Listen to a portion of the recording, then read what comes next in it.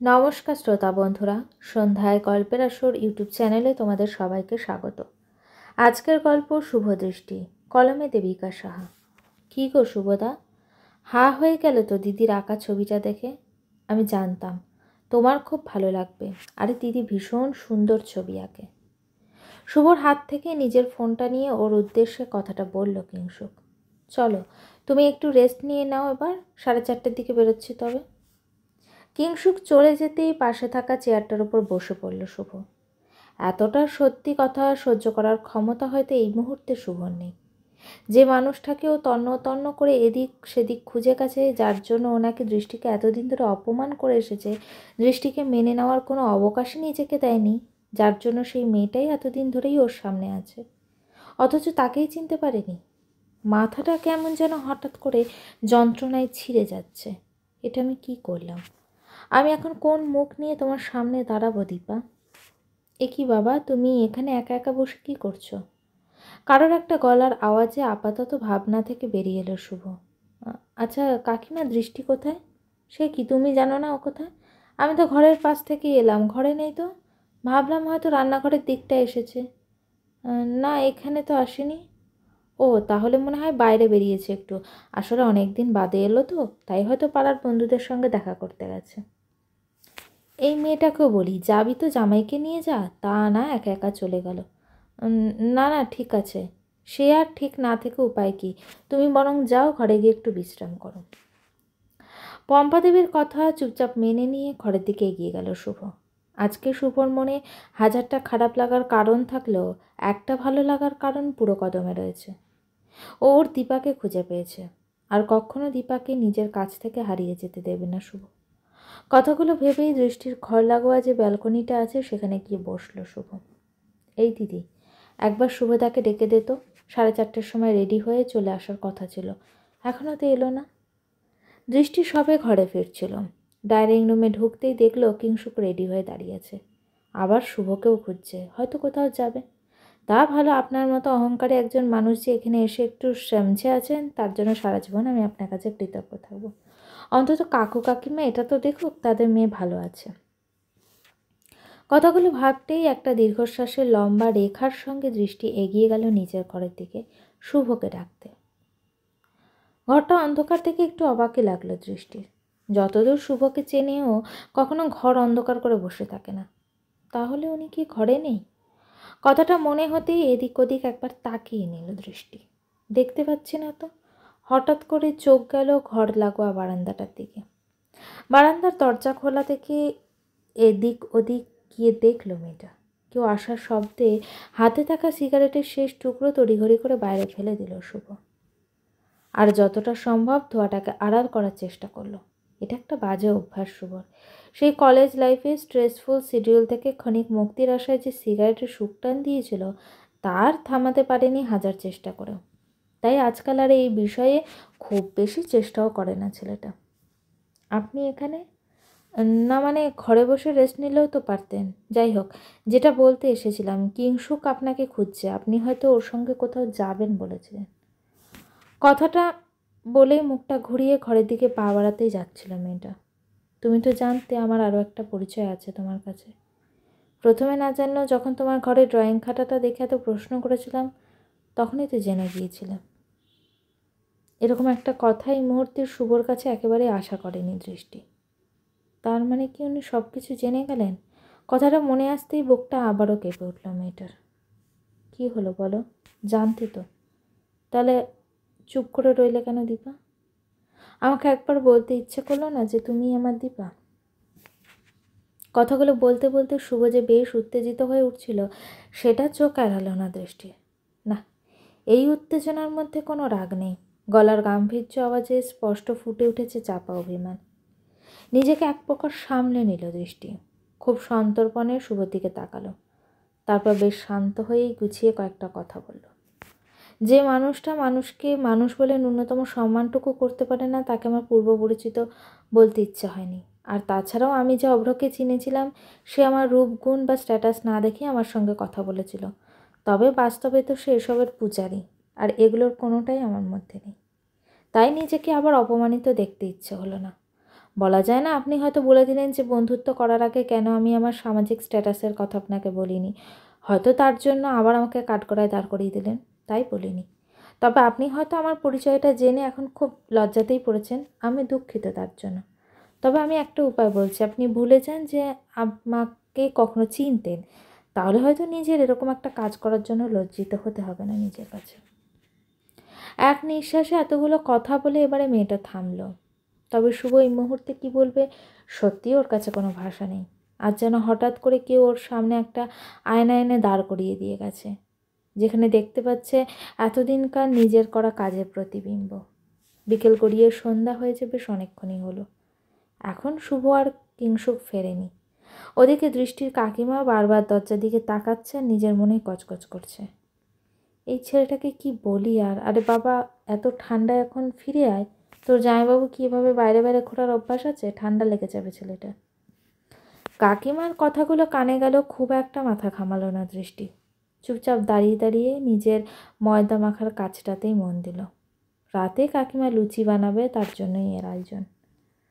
মা, ও মা, তাড়াতাড়ি একটু এসে প্যাকেটগুলো ধরো তো। কিংসুকের গলার আওয়াজে পম্পাদেবী তাড়াতাড়ি রান্নাঘর থেকে বেরিয়ে এলেন। কিরে, এত দেরি করলি কেন? আবার কিসের প্যাকেট আবার? আরে শুভদা ফুচকা এনেছে তোমাদের সবার জন্য, পারলে তো ফুচকার স্টলটাই তুলে আনতো, জানো তো মা। এত কথা শুনে দৃষ্টি একবার বাইরের ঘরে এলো। শুভকে নাকি সকলের জন্য ফুচকা এনেছে। ব্যাপারটা অদ্ভুত লাগলো, খুব একটা পাত্তা দিল না। রান্নাঘরের দিকেই ফিরে যেতে চাইলে একটা কথায় থেমে গেল মেয়েটা। আমাকে একটু জল খাওয়াবে দৃষ্টি?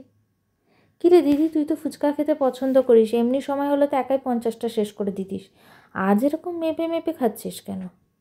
আরে তুইও তেমন, শুভদার সামনে ওরকম করলে হয় নাকি? একটু বুঝবি না ব্যাপারটা।